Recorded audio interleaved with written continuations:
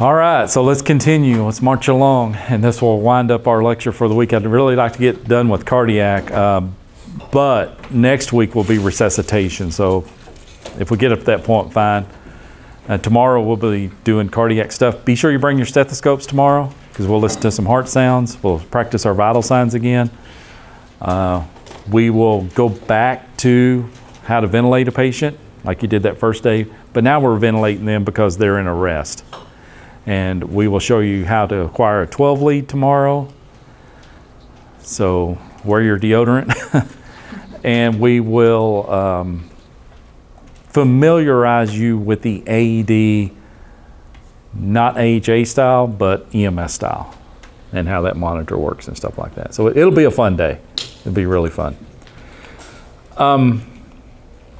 We've already talked about this, so this should go quickly for the rest of the day. Cardiogenic shock basically just means heart failure. The heart has failed to the point it cannot perfuse all areas of the body. This often occurs 24 to 48 hours post-MI. So the patient has the heart attack, they go to the cath lab, they get fixed whatever they can get fixed, they go up to ICU, and they start developing signs of shock. And a lot of times it will start out as fluid building up in the lungs, this pulmonary edema, because it can't push the blood forward. And a lot of this is also dependent upon where did the damage occur. Now, as far as us as EMTs, we just recognize that the shock condition is probably due to the heart attack, not due to loss of fluid, trauma, neurological deficits, anaphylaxis. Paramedics can intervene with cardiogenic shock. Therefore, if I see this, I'm probably going to get ALS there anyway. And we have a class of drugs called vasopressors. Vasopressors press on the vascular system and raise perfusion status. You already know one vasopressor, don't you? It's that sympathomimetic called, maybe I'll put the wine up. It's that sympathomimetic called, you do. That's not a sympathomimetic. Come on, dude. That's a vasodilator. It's just the opposite of what we want here. What's the question? The sympathomimetic that we give sometimes, that's an antiplatelet. Sympathomimetic. That's a beta-2 selective sympathomimetic. I'm talking about the pure sympathomimetic drug that we use in anaphylactic reactions. Epinephrine, okay. Epinephrine is a vasopressor. When we use it, we just want that one-time good hit of it and hope you get better. In cardiogenic shock, we will drip it in for hours. Okay? And we have other ones as well. Luckily for the EMT at this level, we don't use epinephrine for cardiogenic shock. Go next door. We'll show you how to mix it up in a bag, how to set the flow rate, how to do the math, all that, okay? I tell you that because who do you need here with you if you've got a patient who appears to be shocky post-MI? Paramedic. You know, maybe this patient went home, went to the cath lab and went home. They kick them out quick. And then 36, 48 hours later, you're like, hey, weak. Pulse is crap. Blood pressure is crap. Then you probably need ALS intervention. They developed cardiogenic shock. Cool? Okay with that one? And I know some of you are writing and stuff, but I have been verified that this PowerPoint is in the module, so you can pick it up there or follow along. Congestive heart failure and cardiogenic shock look a lot alike, and perhaps they are identical, but the point is, when we can't make that, when that left ventricle may not make the blood go forward, then the blood's going to back up into the lungs. And we've discussed this when we talked about respiratory issues. And the telltale sign here should be on the deal. Pink frothy sputum. the blood's backing up. We talked about it as left ventricular hypertrophy, didn't we? We talked about it when you have high blood pressure that you don't control and the ventricle gets thick, blood will back up. That's a case where the ventricle is just actually very strong, but yet it can't hold the capacity. This is the case where the ventricle gets damaged and can't push the blood forward. The result is the same. It backs up. Okay?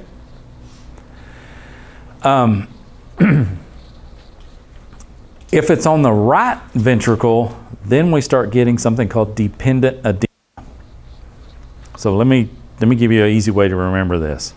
Left-sided failure, lungs. L, lungs. Left, L. You with me?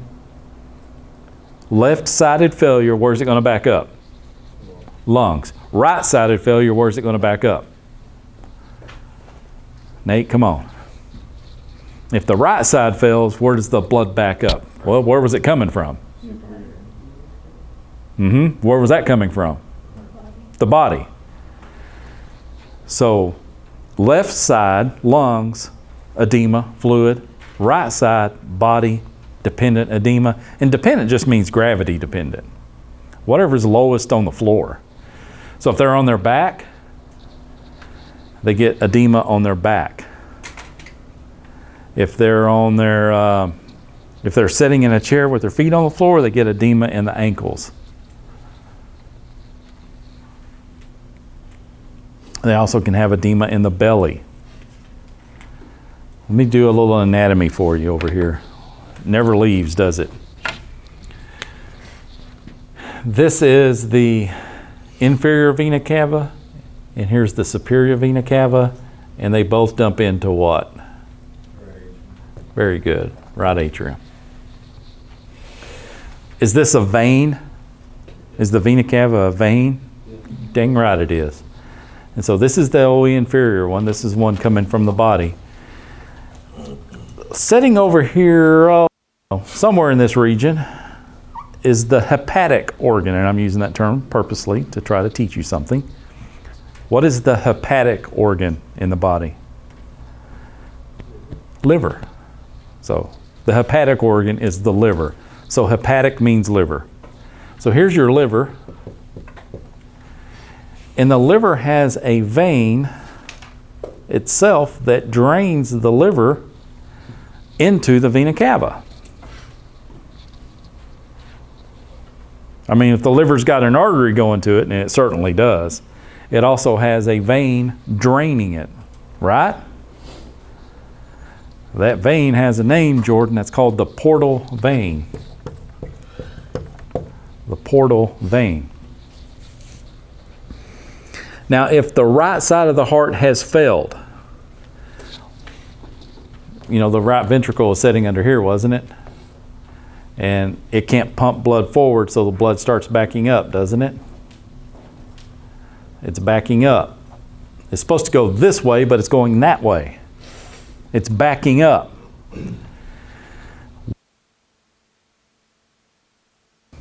And so the liver starts getting big because the blood's backed up in it. It makes your belly big.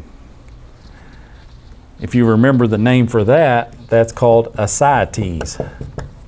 Abdominal swelling, abdominal distension, abdominal edema.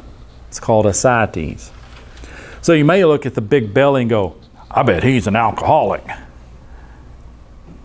No, he could have heart disease that's causing the blood to back up in the body. Another telltale sign. Is it backing up here into the superior vena cava as well? It is. There are there are actually four things. Four veins that drain into the superior vena cava that are draining the head. And if you look real close at my neck, I'm about to show you one. Did you see it? Huh? Those are the jugular veins. And when I pinched my chest off, it couldn't drain anymore. When I created all that intrathoracic pressure, they couldn't drain anymore. So what did they do? They backed So they stood out. We have a name for that, Jordan. We say they distended. D-I-S-T-E-N-D-E-D. Distended. What you saw on my neck was something called jugular vein distension, abbreviated JVD. Jugular vein distension. How come you didn't see that with me just standing here relaxed? Because I don't have it. I don't have it. If I was to stand on my head, do you think I would have it? Uh-huh. If I was to lay down flat, I'm likely to have it. So when I assess, this is why I don't teach assessment in Chapter 5. When I assess a patient for JVD, what position do I need them in? On their head. Setting up, at least setting up, if not standing up. Now I'm probably going to have a patient stand for an assessment, but just setting up will do it too, right? They shouldn't be there. They should be flat. They're under negative pressure right now because the blood likes to fall. Gravity's helping me, right? So gravity is helping the blood go down. You know something's wrong if your patient's sitting there and they're bulged out. Something's occluded, something's blocked, something's backing up. And it could be right ventricular failure causing it, right-sided heart failure. Let me tell you something else that's highly important.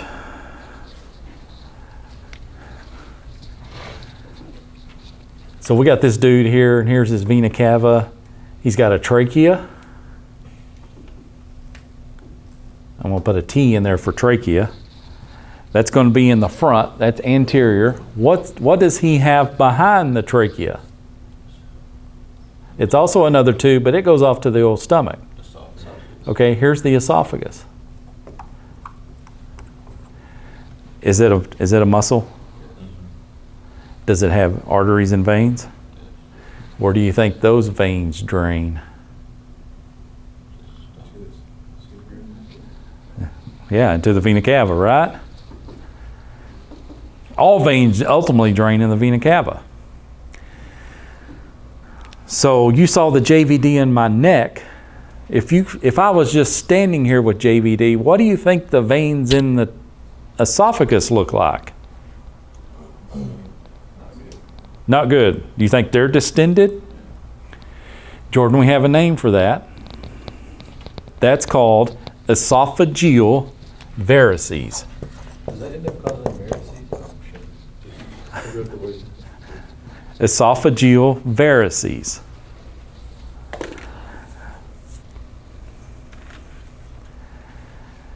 So let's go to Walmart.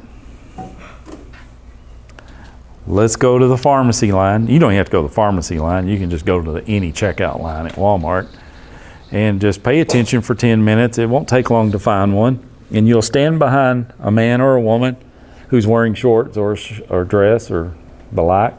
Anywhere you can see the back of their legs, and you see their veins bulging out.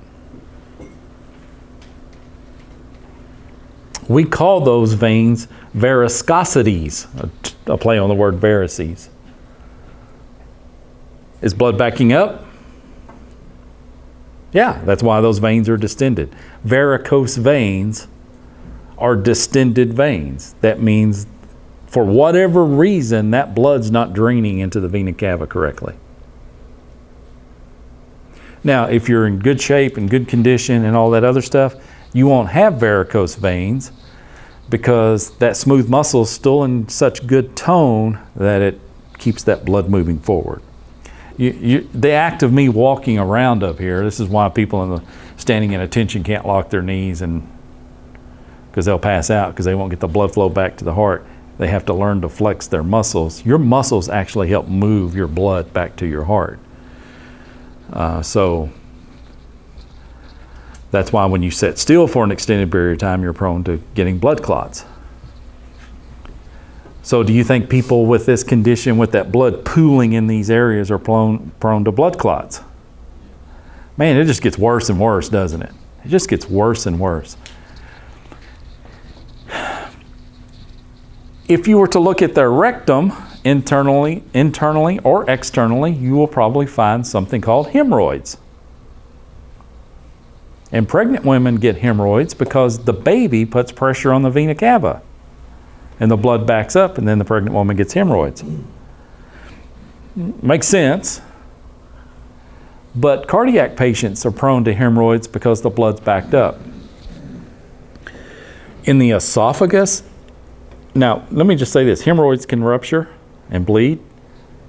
Hemorrhoids in the esophagus, called esophageal varices, they can rupture and bleed. Do I have an airway emergency now?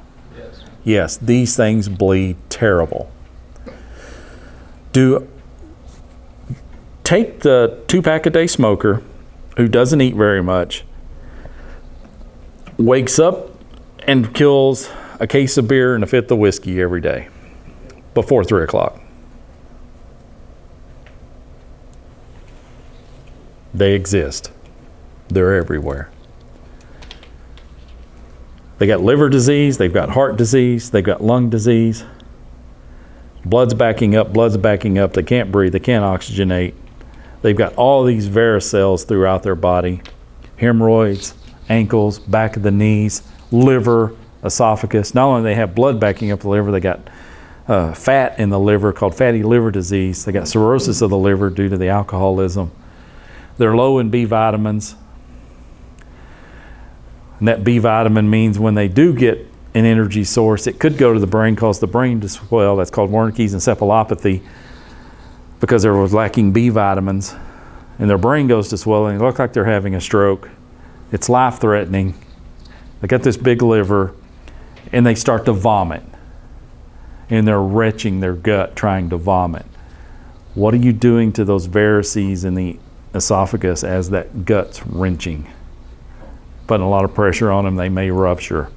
So you go in there, and you've got one hell of a patient on your hands. And you'll see that guy.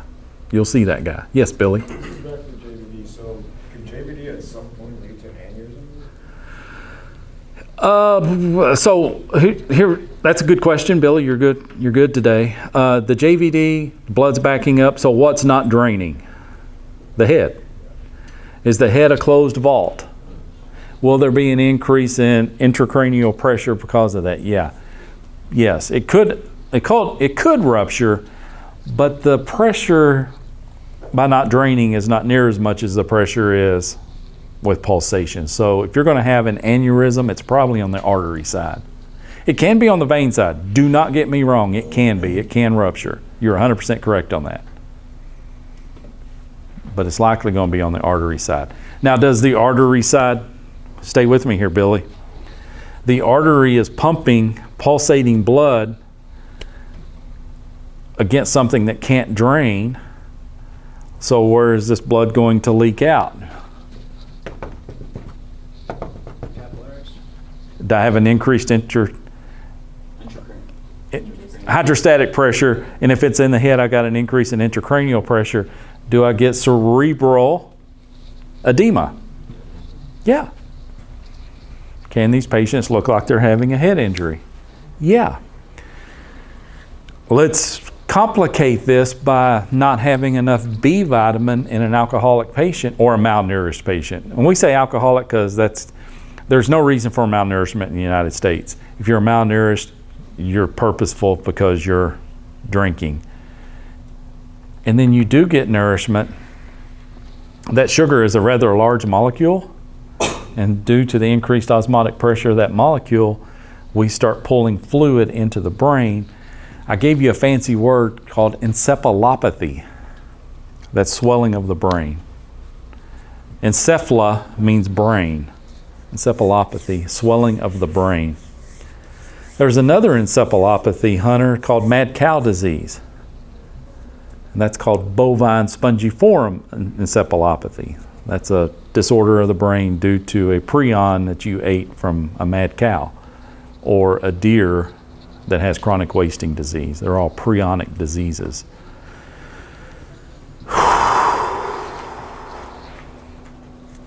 Been a long week, hasn't it, Luke? Back to the slide. This is caused by what?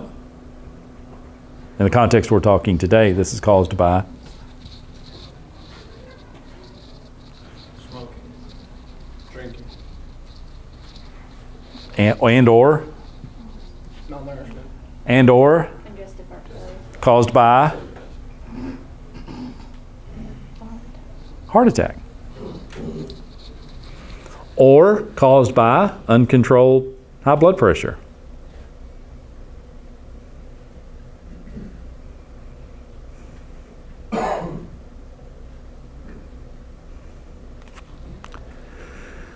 Let's talk about hypertension since we're talking about. So it's the opposite of shock, isn't it? And we've already done it. We've basically already done this. Billy, when I was explaining to you that we've got all this arterial pressure pressing against something that's not draining as fast as it should drain, it's going to leak out the capillaries. So a person who has a hypertensive emergency is prone to that leaking. And Jonah, they're also prone to what? Caused by? Pressure. Pressure, aneurysm, bleed, yes, all that. So that artery is just sitting here taking this pounding of this super high blood pressure. They could end up having a stroke because of it. At least they may have stroke-like symptoms. So these people have sudden severe headache. Let's look at number 2, strong bounding pulse.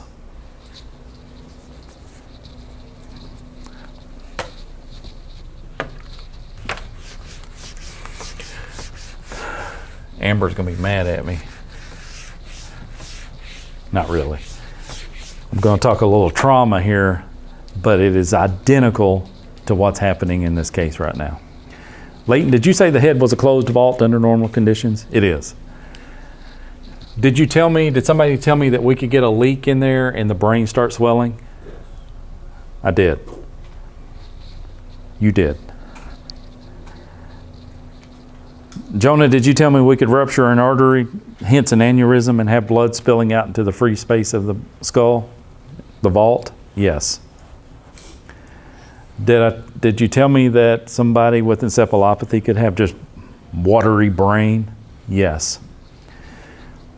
Amber, you take a baseball to the side of the head and it ruptures the meningeal artery, and now that artery is leaking in the head. Is the result the same? Is the outcome the same? One is induced by trauma. Jonah's is induced by a hypertensive emergency. Y'all following? Whatever the cause, there is fluid leaking into the brain and or blood. That's putting pressure on that vault. It creates a collection of signs and symptoms known as Cushing's triad. So how many signs and symptoms am I going to see here? 3. Yeah, that's what triad means. Cushing's triad. The one thing you're going to see is an increase in respiratory rate, an increase in respiratory volume, then apnea. Repeat.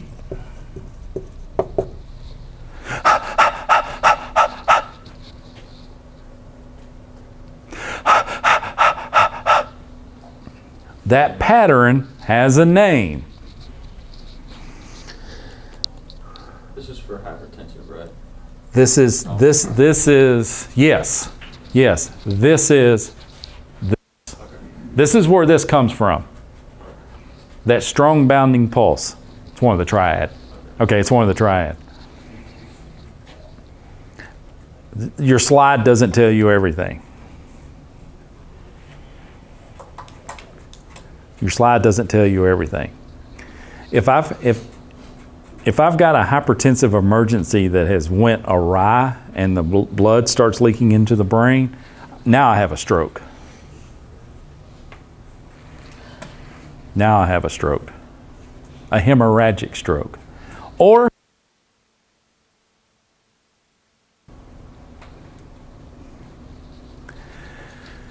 this respiratory rate going up and this respiratory volume going up and then stopping, the body is so miraculous. There is a direct correlation. Do you know what that means? There is a direct correlation between the level of CO2 in your blood and the size of your vessels. And the correlation looks like this. The lower the CO2, the smaller the vessels. If I've got limited real estate, limited volume inside this closed vault, would it make sense to you that if I shrunk all the vessels in there, I'd gain a little more room? And so what the body does is it starts breathing fast and deep, to get rid of CO2, because when I breathe out CO2, right? So the body hyperventilates and then says, okay, that's too much, stop for a minute. We're getting weird here. Our CO2 levels have fallen below the set point, so let's pause. And your body is just keeping the CO2 levels as low as it can and yet still be alive. That's why it pauses or times out and just kind of catch up here for a minute. Okay, let's do this.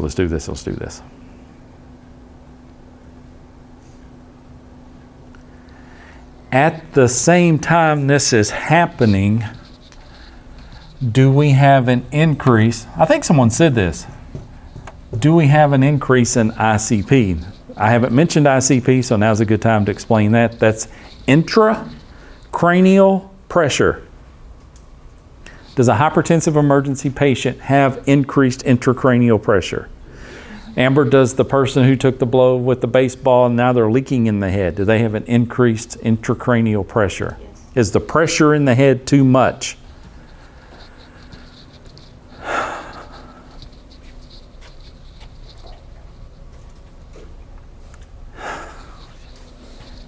God, y'all are going to hate me. If ICP increases, do I have a decrease in CPP? And the answer is yes. Well, what is CPP? Cerebral perfusion pressure. With me? Sure. Awesome. Great. Perfusion pressure.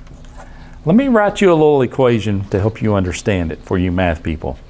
CPP is equal to MAP minus ICP. Boy, that cleaned it up, didn't it?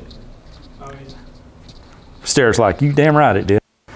So if I take the mean arterial pressure, which is the blood pressure basically, okay? And I think somebody wanted to talk about MAP the other day. MAP is the average blood pressure that the body has.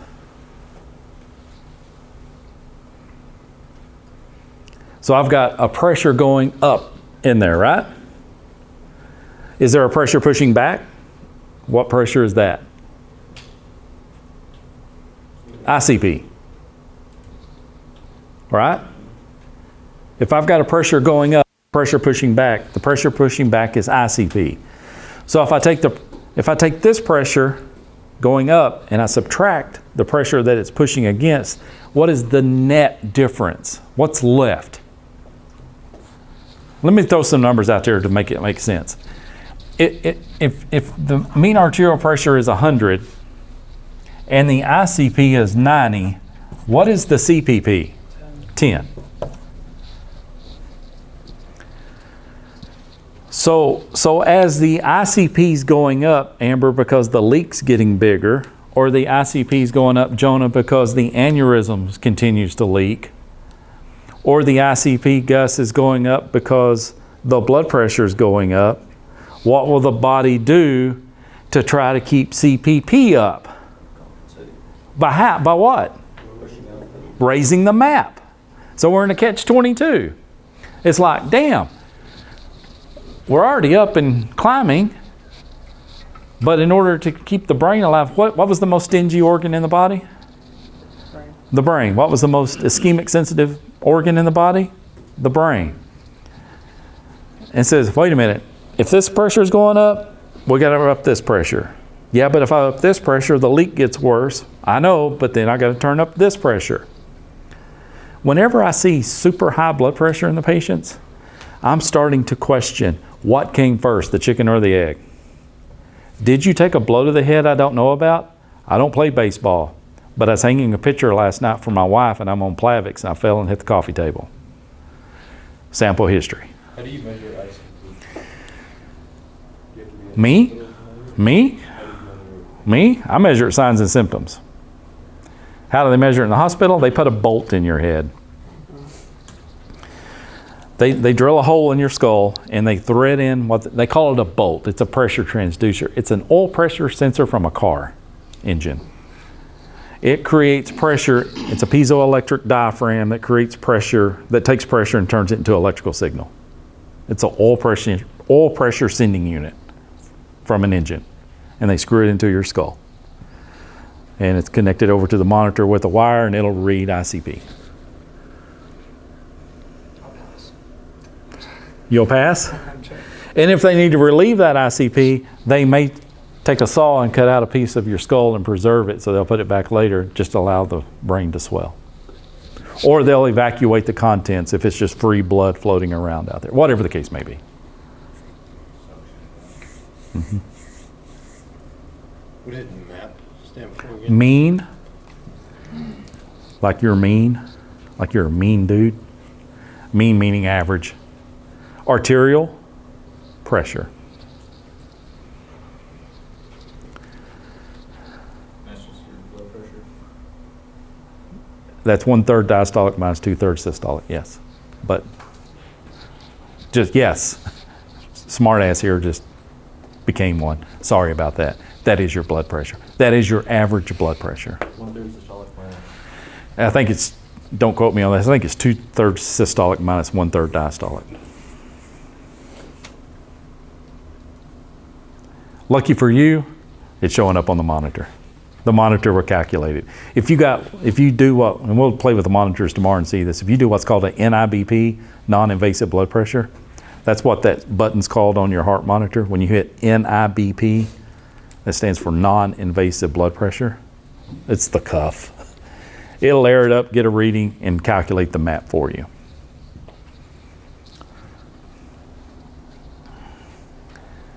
Lucky for you, at the EMT level, I may or may not want to lower this blood pressure at the paramedic level.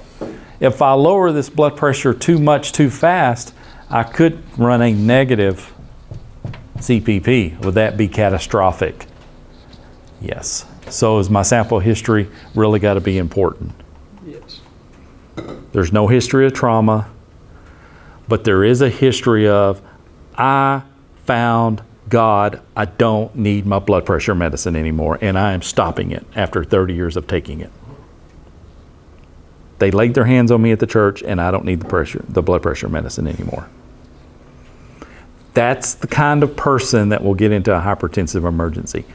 Not necessarily a church scenario, but someone who abruptly stops their blood pressure medication after long-term use, because the body has a rebound effect. If you've been squashing my blood pressure and I remove that limiter, all I've been doing this whole time I'm being squashed is getting stronger. And if I ever get the chance, I will show you I can be high blood pressure again. And if I didn't mean to offend anybody about laying on hands and stuff like that. I do believe in miracles, but I've also picked up patients in churches with high blood pressure. So, forgive me for that if I offended. It was not an intent. Let's get back to Cushing's. So you got two of them. You got a respiratory rate change. You got a high blood pressure, and the third one's on the screen. A bounding pulse. A bounding pulse. Well, that stands to reason, doesn't it? High blood pressure, you're going to have a really strong pulse, right? But the other thing to think about with that bounding pulse is it starts to go down. The pulse starts to go down. These patients are often bradycardic. Their pulse rate is getting lower every time you check it. If your blood pressure is going up every time you check it, and your pulse is getting slower every time you check it, and the breathing rate's odd, you're looking at a Cushing's patient, a Cushing's triad patient. That tells you that the brain is swelling, that there's pressure in the brain. Luke, are you asking yourself right now, hey Luke, wonder why the pulse is going down? You are? Good. All of you should be. Because that gives me something else to talk about. Why does the pulse go down? Anybody would care to guess? Or hypothesize? Or make an educated reasoning? Why does the pulse go down when the pressure in the brain goes up? Body can't send blood through the pressure. The brain stops going. It's like compensating. Brain loses the function because it's not sending. Talked about it yesterday. Good, but not 100%. Good thought tells me you are involved in your thinking, and I appreciate that. That's your quiz, by the way. That's how I quiz you. But keep going. We talked about a nerve yesterday. Huh? The what? No. Vagus nerve. The vagus nerve. And what happens when the vagus nerve gets pressure on it? Slows the heart. Slows the heart. Where did the vagus nerve start? It comes. Yeah, but where does it start? Where does it originate? Huh? In the 10th row of the brain, yes. It's the 10th pair of cranial nerves. Is it getting pressure? So would it slow the heart? Yeah. Now, we're going to revisit this in trauma. Back to Amber's baseball analogy. Take a blow to the side of the head with a baseball. Swelling starts occurring. You get Cushing's. Does it get any worse? Yeah, it could always get worse, right? I mean, if we're still alive at this moment, we can get worse. Always remember that. Can your patient get any worse? Yeah, they could die.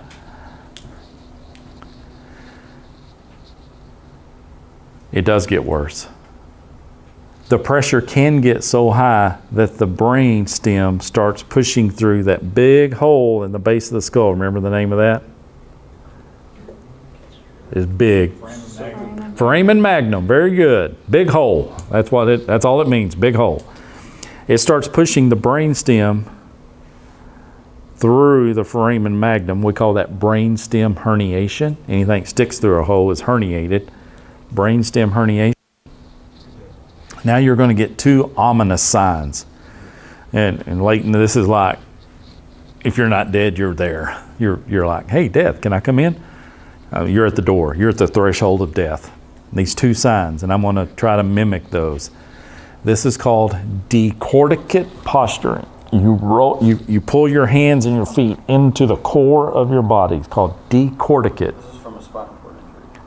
This is from a head injury or a brain bleed or an extreme hypertensive crisis that went way too long.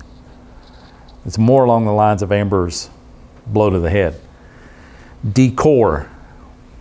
Just think about pulling into the core. Decorticate posturing. And don't worry about this. We'll revisit this in trauma. The other sign is decerebrate. And that's when you're flexing away from the core. Decerebrate. Both of those are bad. People always ask, which one's worse? Well, I guess this one may be better because you're kind of protecting the core. But anytime I've seen this, death was real close, if not there. The patient's not alert at all, right? Yeah, they're gone. They're out. Stare it. I have this feeling, and if I'm wrong, I apologize, but I have this feeling that you're very polite. You're a good-natured person. You think the best of everyone. And I just have this little feeling that there's some stuff in this business that's going to make you go, what? And you already did it with Munchausen's. And this will make you cry when you get a small infant that's posturing because they're shaken baby. They've been slammed against the wall so much that they got a brain injury and their brain swelling and they get that. I have seen more people, more humans posturing as children than I have adults. Now that may be that the adult's injury was so severe it just went and killed them and they relaxed and went flaccid. Very well could be. It may be that the child's fighting for life a little longer. I don't know. But it's not an adult-only thing. And so it kind of goes back to the Munchausen's in an odd way. It's still child abuse, and we have to be prepared for it. And we have to recognize it. Because what would our sample history be in the child who can't speak? Where are we going to get the sample history from? Parents or caregiver. What if they're lying? And it could be they have meningitis. Does meningitis cause your brain to swell? The layer around your brain is called the meningeal layer. Itis means swelling. You could have kids curling up, and I've seen that, and that adds to that number. Kids curling in because they have meningitis. But when I see this, what do I know is happening to the brain stem? What do I know is happening to respiratory control? These are patients that I am ventilating. These are patients you will ventilate as an EMT. Luke, Carson, Drew, do y'all know why this is hard? That's why it's hard. And this is why people, and I will pause the lecture for the moment. This is why people think this. How many of you have been called weird for doing this? How many of you have had conversations about your career choice here and somebody said, you got to be crazy to do that? Getting some hands. It takes a special kind of person. Been patted on the back going, we need more. I think in some form of that, everybody's heard that. If not, you will. What was your response? Give me one of those hands over here. What was your response? I had a bunch of friends tell me that what I'm going to see is going to make me leave it. Like psycho, and major depression, and PTSD. I mean, if I can at least save, I guess, one person. The other 1,000 you can't, it's worth it? Okay. Anybody else have a response? What'd you say, Billy? I didn't say anything, but they just asked, like, you like seeing all that gross stuff, like intestines coming out? Like, my response was like, I haven't experienced it yet, I'll find out. Okay. Who had the question, how are you going to handle it? You did, Amber? How are you going to handle it? What was your response? At that point, I'll know what to do and I'll do what you can't. That's usually what I was, because usually it's in a situation where, like, most of my friends are, like, squeamish or, you know, can't really stomach much to see. They'll probably run away from it. But I've been in situations where, like my sister-in-law, she had an allergic reaction when she was taking care of us, and we had no idea what to do. That's when it freaks you out, is when you don't know what to do. So it's like, if I know what to do. The training does get you into that next step, but it doesn't get you back to reality. So at that age, all you're told is call 911. Yeah. Then you have the authority figure saying, no, I'll be fine, don't call 911. So Right. I just ended up calling my mom, and then it went on from there. She's the one who's the paramedic now, and I believe she, like, took a lot of baby Benadryl or something that she had. She ended up being fine. Anybody else? What'd you say when you get that question? How are you going to deal with this? Grab a hold of your Best I nuts. can. Be a man. Deal with it. Deal with it? Get paid to do it. Look, I want you to write this down. There is a book called I Don't Want to Talk About It. I do not want to talk about it. I found that book late spring. probably around spring break this year. I found that book, ran across that book. Didn't run across it. I actually, through another book I was reading, discovered this book. And the book I was reading was written by a doctor. And was about longevity and the Four Horsemen and stuff like that. Well, this book was mentioned in there. And he said, I didn't realize, he said, I thought I had a pretty good life until I read the book, and then I realized I wasn't normal either. It's on my nightstand. I usually devour reading. I can take a book in a few nights, it's gone. I mean, I love to read. I read easily. This book has not been finished. I'm not even 25% through with it. I can't read it. I can't read it. The title speaks for itself. I do not want to talk about it. And it's a play on what you just said. I'm a man. I'm supposed to be a man. I'm supposed to deal with things.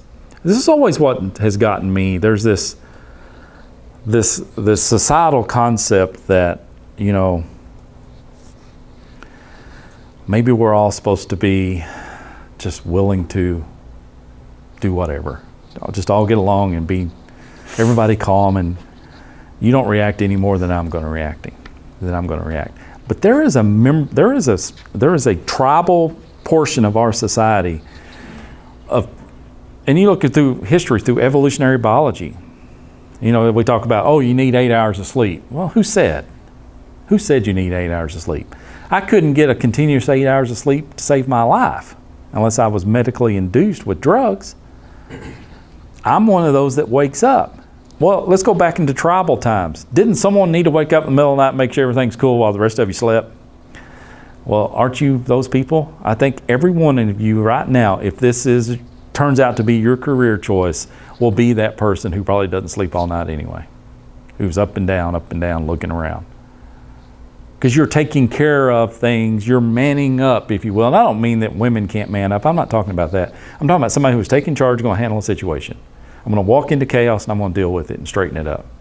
We are chaos sorters. That's what I've always called EMS people. That's what I call police. That's what I call firefighters. These public servant people, they go in and clean it up.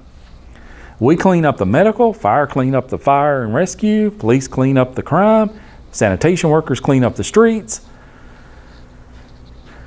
We're cleanup people. We put society back in order and keep it in what we call society.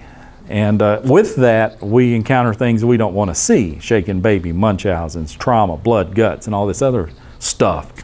And we don't know what to deal with it. We put it in boxes, put the lid on it, and this little thing's still alive, and it's always prying out of the box. And when it comes out of the box, you know, put the lid back on it. And sometimes the lids are made out of alcohol,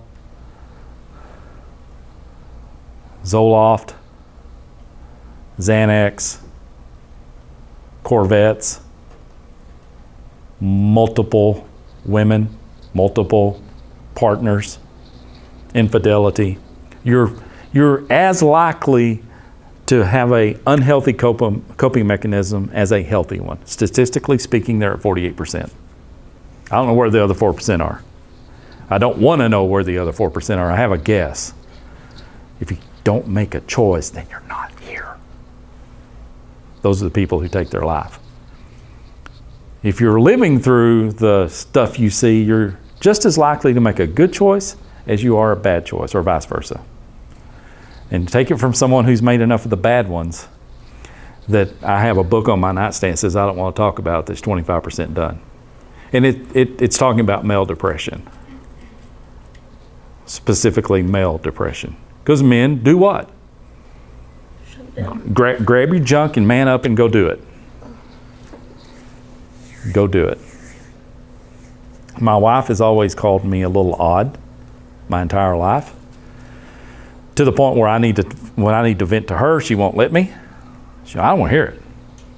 Hey, I had this baby. Yeah, we've got 2 of them in there. I don't want to hear it. I don't want to hear what could happen to babies. I worry enough as it is. Understood. I'll talk to someone else. That someone else is not a good idea. So I'm asking you this now. It's a teachable moment at the moment. I want you guys and girls, when I say guys, that means everybody, I want you to find the answer to the questions that you've already been asked. How are you going to deal with it? I haven't heard good answers. I'm going to be blunt with you about that, okay? I haven't heard all the answers, but I haven't heard good answers. That's a terrible answer, Leighton. I'm sorry. I mean, it is. It really is. Because that's not coping. That's not coping. And the word is coping. That's a terrible answer. It's my answer. Okay, that's my answer. God, I've worked hard to hold it together over 55 years and over almost 30 years of marriage. I've worked my ass off to deal with the answer that you gave. So, brutally honest. Brutally honest. So come up with an answer. I don't have it. Plain and simple, guys. I don't have it. This gets worse. This gets worse. And I always love it when you guys go out into the field and you do your clinical rotations and you ride the ambulance and you come back and it's your first day back and we're all together. I will take the entire class period just to hear your stories. And I won't say, oh, I had one worse than that. That's not me. I will hear your stories. And it's so bad that if you fill out the patient reports, I'll get an email that says, you, Leighton, have experienced a significant event, and the system will alert me that when I see Leighton again, he saw something. I have no control over what you guys are going to see on your first ride out. It may be the shaken baby. It may be the Munchausen's. It may be a SIDS death. You may be, because you're in uniform, be thrown a stiff rigor mortis 3-month-old, and you may catch it and mom screaming, do something. That may be your first call. Your first call may be a drive-by shooting in an apartment complex and a 5-year-old's been shot in the head and doesn't know where the bullet came from. Denison, Texas, 6 years ago. Okay? So it's not too early to start saying, maybe you should read the book now while you can. Maybe you should read the book while you can. Tell me how it ends, because I'm too coward to go to the end of it. When I'm reading it, I'm like, I thought I was the only person in the world who felt this way. I cannot believe that somebody wrote a book about it. What prompted me was that doctor who wrote his book. I saw some similarities there in what he saw and what I saw. And how he coped versus how I coped. And they were very similar. And I'm like, I gotta go get this book. Amazon it up, got it here tomorrow. Started, boy, I'm so excited. I'm gonna find all my answers. And I'm like,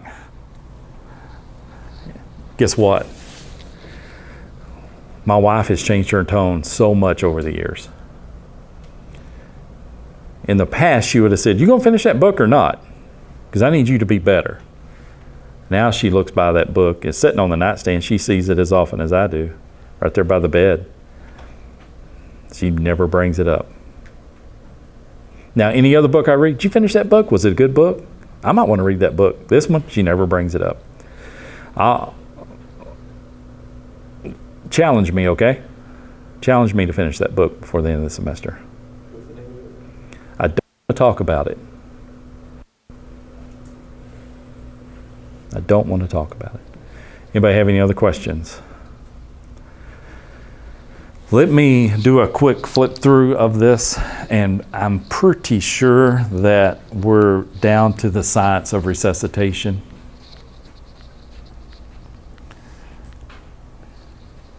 This is faster than,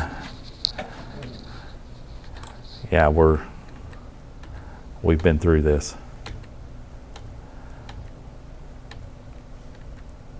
Have we not? Okay. We're going to do cardiac monitoring tomorrow. And this picture is in your book, figure 17 and figure 10 and 11. You might familiarize yourself with this picture a little bit. We're going to do more of this tomorrow. I will actually have a print-off for you, a cheat sheet, and I highly encourage you to use that cheat sheet. Part of your skill set as an EMT is acquiring a 12 lead and sending it forward. Not interpreting it, so you don't have to know all the intricacies of interpretation, kind of like I got off on up here earlier. But you do need to be able to acquire one and send it forward. I will have this printed out for you on a cheat sheet, and you can take it to that lab. We will put this on each other. And we work at this because on each other because everybody's built a little bit different, right? And let me try to lighten the mood in the classroom for a moment. If it's a large-breasted woman, it goes under the breast, not over the top. I picked up a woman one time who got shot. Was shot with a gun. Boom. When I called in the report, the bullet had entered in the chest. And I called in the report and I told the nurse the entrance is about 2 inches below the left nipple. And it was. But the nurse told me when I got there, she's like, you gotta be careful when you call in those reports. And I said, well, I hope the left nipple didn't offend you. She's like, no, but if I'd have been shot 2 inches below the left nipple, it'd have taken my knee out. I was like, oh, okay, I got it. Intercostal space is a better term, right? Some of us guys are, and maybe girls too, are a little intimidated by 60-year-old grandma with eye cups. And when you lift that, expect to find things. So you're going to lift it with the back of your hand. Depending on the environment you're in, you may find remotes, smashed Twinkies. These are things I found. This is in my Finder Keeper box. Roaches.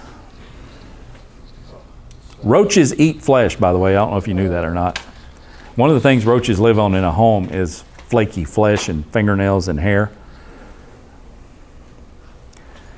Smegma, which is the cottage cheese looking substance that the body secretes when two pieces of skin get together.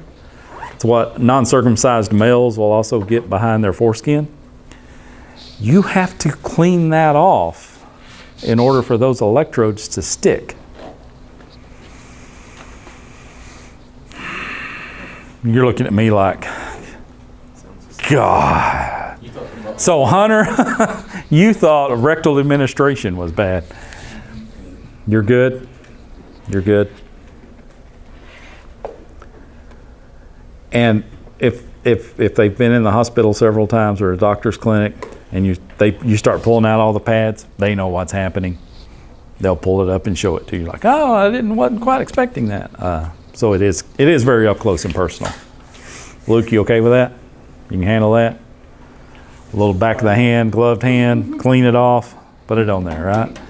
So get rid of the sweat, get rid of the baby powder. A lot of times they sprinkle baby powder over there so they won't chafe.